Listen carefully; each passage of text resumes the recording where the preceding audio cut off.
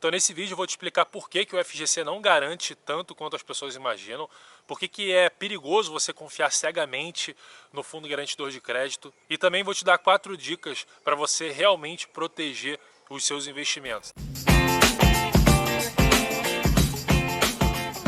Fala, eu sou o Guilherme do Asta Fortuna e o negócio é o seguinte, atualmente uma pessoa quando ela vai investir em renda fixa, ela já confere, pergunta para o assessor de investimentos, etc, se esse título que ela está investindo é protegido pelo FGC, pelo Fundo Garantidor de Crédito. E aí, se ele for protegido, ela já vai lá e coloca o dinheiro nesse título tranquilamente, mesmo se ela não conhecer o banco, se tiver talvez uma avaliação de risco maior do que em outras instituições. E o problema é que a FGC ele garante menos do que as pessoas em geral imaginam. E uma falsa sensação de segurança é muito mais perigoso do que você ter consciência do risco daquele negócio. Então nesse vídeo eu vou te explicar por que o FGC não garante tanto quanto as pessoas imaginam, por que é perigoso você confiar cegamente no fundo garantidor de crédito e também vou te dar 4 dicas para você realmente proteger os seus investimentos. Então se você gostou dessa ideia, dá o like no vídeo, se inscreve no canal e vamos lá. Bom, então em primeiro lugar, o que é o FGC? Se você ainda não conhece o Fundo Garantidor de Crédito, como é que funciona ele, né? Ele é um fundo que foi criado para proteger aplicações e depósitos bancários. Então uma dúvida muito comum que as pessoas têm é o FGC protege título público ou protege uma aplicação num fundo de investimento que eu estou fazendo numa corretora, no banco? Não, o FGC não protege esse tipo de coisa.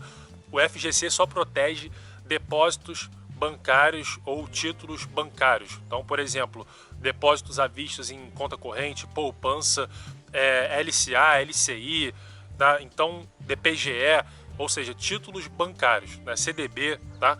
Então é isso que o FGC protege. E ele protege, assim, regra geral, tá? Tem outros detalhezinhos e tal, mas uma regra bem geral é que o FGC protege depósitos de até R$250 mil por CPF por instituição. Então existe lá também um limite de R$1 milhão por CPF, mas enfim, basicamente é o seguinte, se você tem R$500 mil num banco e o banco quebrou, num CDB do banco, por exemplo, e esse banco quebrou, você perdeu 250 mil, você só vai receber os 250 mil, que é o limite de proteção da FGC.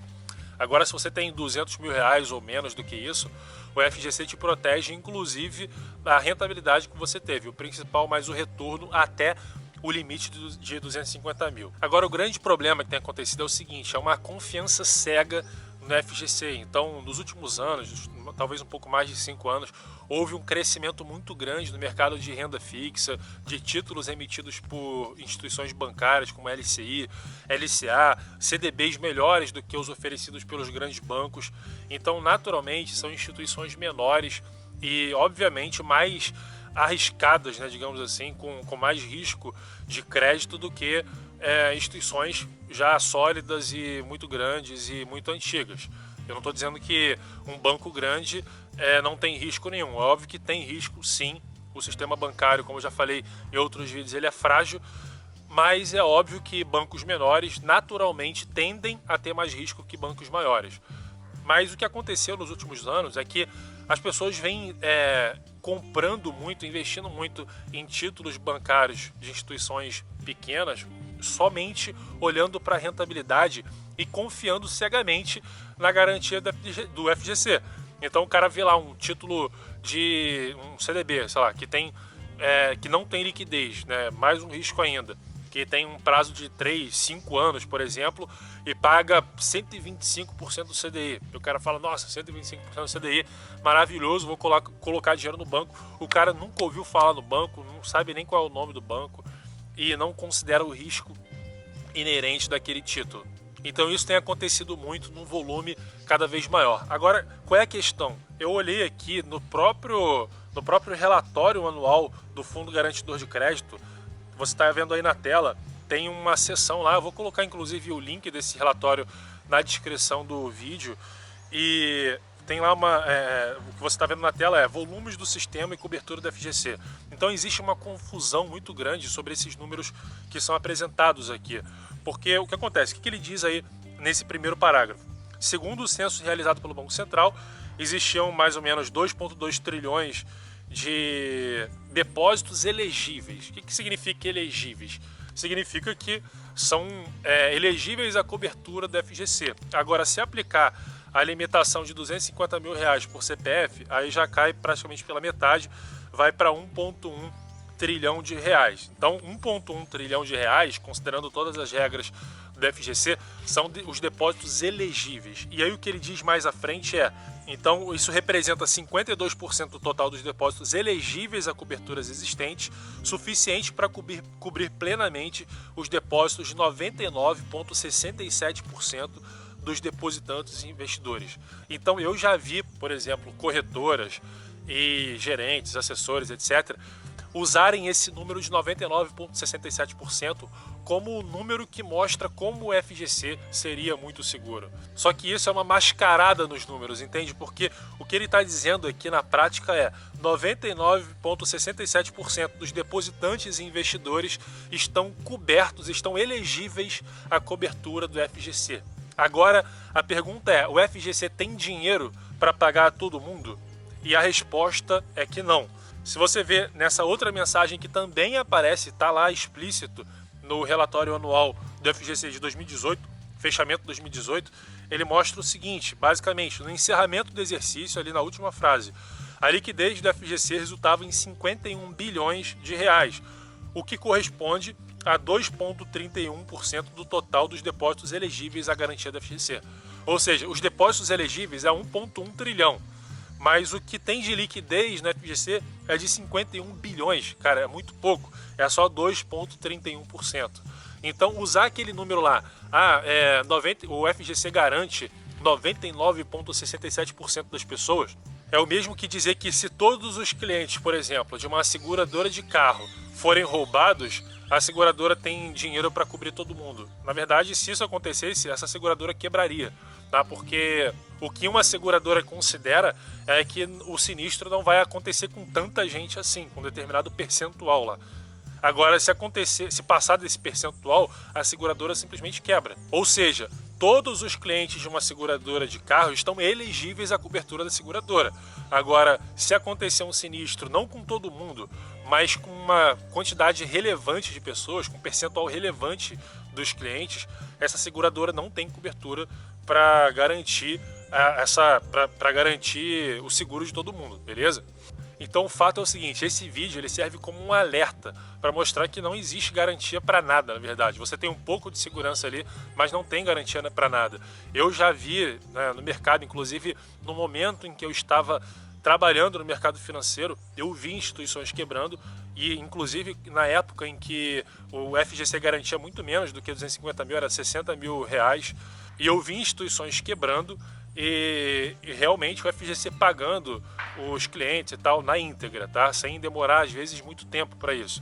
Então realmente dentro de um cenário de pressão e temperatura normais, digamos assim, o FGC realmente funciona, tá? Não é mentira, ele realmente funciona. Agora tudo precisa ser considerado. A questão é que se tiver uma quebra de uma instituição relativamente grande e que puxar talvez outras instituições, se tiver um problema sistêmico, se talvez a próxima crise for mais séria do que 2008 e quebrar instituições também aqui no Brasil, o FGC pode não garantir. Tá? Pode ser que algumas pessoas fiquem de fora da FGC se passar lá daqueles 2,31%. Então lembre, o volume de depósitos elegíveis à proteção da FGC é 1,1 trilhão de reais.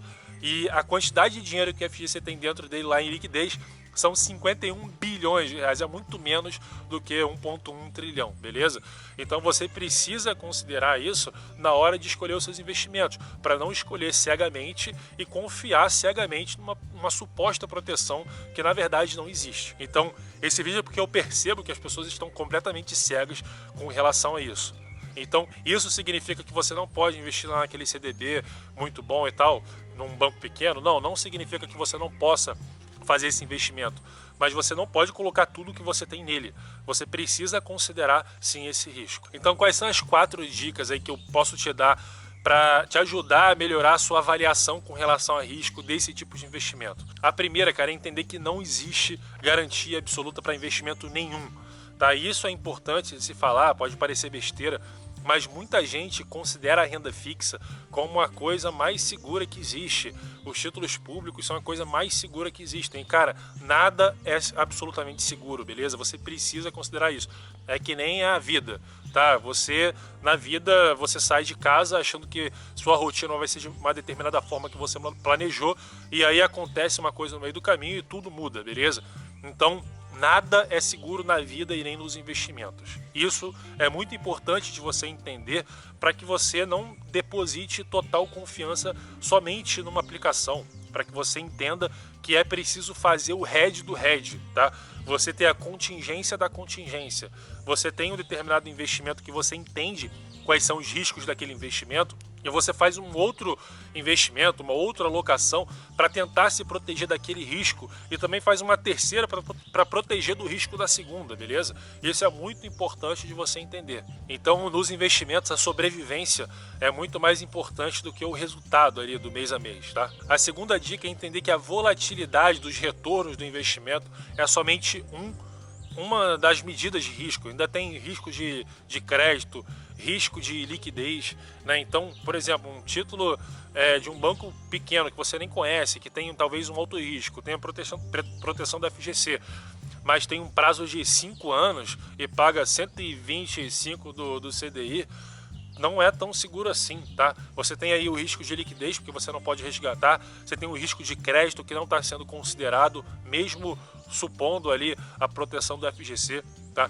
Então a questão é, quando você vê aqueles retornos lá reloginho, todo mês rende 0,5% e tal, como mostra, por exemplo, Nassim Taleb no livro Antifrágil dele, quando você tem alguma coisa que tem retornos muito previsíveis, aquilo está escondendo fragilidades.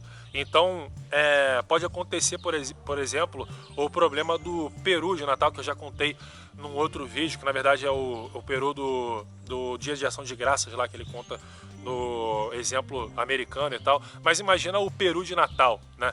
Então, o peru de Natal, ele fica ali 2 anos, acho que são 2 anos, se não me engano, sendo engordado lá pelo fazendeiro e etc. E se o peru fosse fazer um gráfico da felicidade dele, ele veria, nossa, eu tô cada vez mais feliz e todo dia eu tô cada vez mais saudável e etc.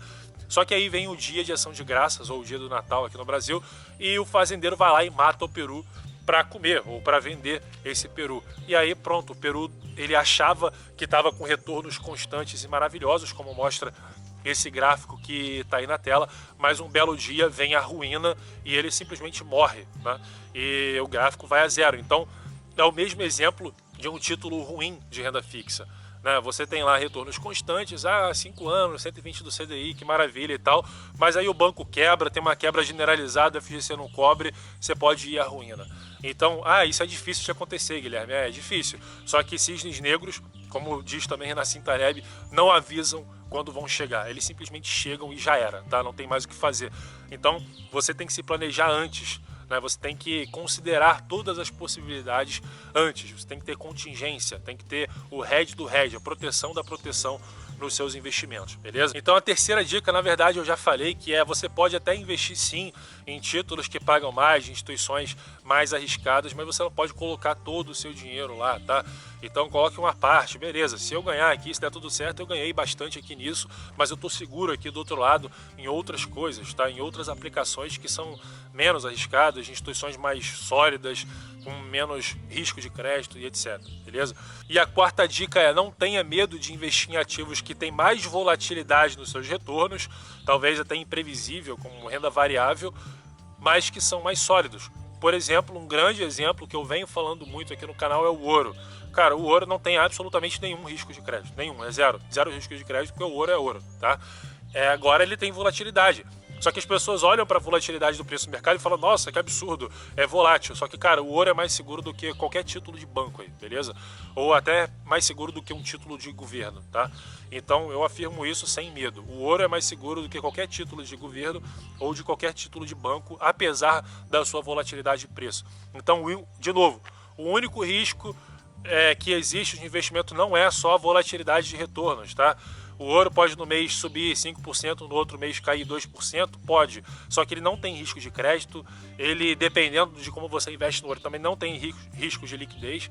Pode ser que, dependendo da forma que você faça, tenha ou não, mas tem menos, beleza? Todo mundo quer ouro. Se você tem ouro até físico, não vai ser muito difícil assim de você revender esse ouro no mercado, beleza? Então, cara, de novo, volatilidade não é sinônimo de mais risco. Lembra da história do Peru, beleza? Ele achava que estava tudo maravilhoso com a vida dele e do nada ele morreu. Pouca volatilidade esconde fragilidade, como bem diz Nassim Taleb. Então essa é a mensagem que eu quero passar aqui nesse vídeo. Não confie absolutamente em nenhuma garantia que te dão, inclusive o FGC, você viu que ele não garante tanta coisa assim, tá? E se você quer entender como se planejar melhor, como fazer um planejamento financeiro para a sua vida, para você conquistar seus objetivos de vida e conquistar a sua liberdade financeira, para você entender como fazer isso, eu vou fazer o seguinte, eu vou colocar aqui no primeiro link da descrição o link para você baixar um e-book gratuito do meu amigo André Fogaça, lá do Guinvest, sobre o plano definitivo para você chegar à sua liberdade financeira, que é esse e-book que está aparecendo aqui na tela. É gratuito, vai lá no primeiro link da descrição e baixa esse e-book para você entender como que você faz para fazer um planejamento financeiro de forma que você consiga conquistar os seus objetivos e a sua liberdade financeira, beleza? Então, se você gostou desse vídeo e quer propagar esse alerta para mais pessoas, cara, curte, compartilha com seus amigos, compartilha nas suas redes sociais. E também, se você ainda não for inscrito, se inscreve no meu canal e assiste esses outros vídeos aqui que eu tô te recomendando, fechado? Então até o próximo vídeo. Valeu!